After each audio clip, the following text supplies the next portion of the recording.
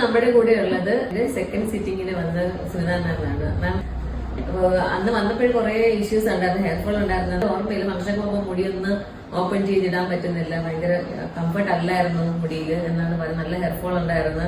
മാമിന്റെ എക്സ്പീരിയൻസ് നമുക്ക് ചോദിച്ചു നോക്കാം. എങ്ങനെയുണ്ട് ഇപ്പോഴും മാം ഹാപ്പിയാണോ ഞങ്ങളുടെ ട്രീറ്റ്മെന്റിൽ? ഹാപ്പിയാണ്. മുടി കൊഴിച്ചിൽ ഇപ്പൊ ഇല്ല.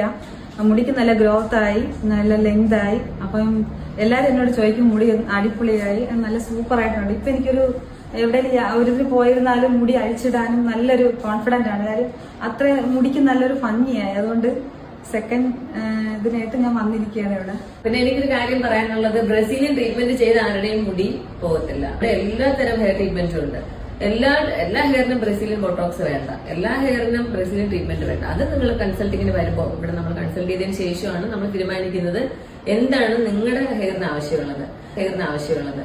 ഇപ്പൊ പല സലൂൺസുകാരും നമ്മുടെ ഈ ട്രീറ്റ്മെന്റ് ഇൻസ്റ്റയിൽ വൈറലായതിനു ശേഷം ബ്രസീലിയൻ ട്രീറ്റ്മെന്റ് എന്ന് പറഞ്ഞ് വീഡിയോസ് ഇടാറുണ്ട്. പല കസ്റ്റമേഴ്സിന്റെ റിവ്യൂസ് ഞങ്ങൾക്ക് ഇടാൻ പറ്റാതെ വരാറുണ്ട്. അത്രയും തിരക്കാണ്. ഒരു ദിവസവും നിങ്ങൾ വരുമ്പോഴും നല്ല തിരക്കാണ്. നമ്മൾ കുറച്ചുകൂടെ അപ്ഡേറ്റഡ് ആണ്. പലർക്കും അറിയില്ല ബ്രസീലിയൻ ട്രീറ്റ്മെന്റ് എന്താണെന്ന്.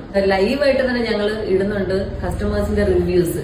അപ്പൊ അതുകൊണ്ട് തന്നെയാണ് നമുക്ക് ഇത്രയും കസ്റ്റമേഴ്സും വരുന്നത്. എല്ലാ ബ്രാഞ്ചസിലും നല്ല തിരക്കാണ് എപ്പോഴും. അപ്പൊ നമുക്ക് ഇത് ചെയ്തതിന് ശേഷം നോക്കാം. ഓക്കെ.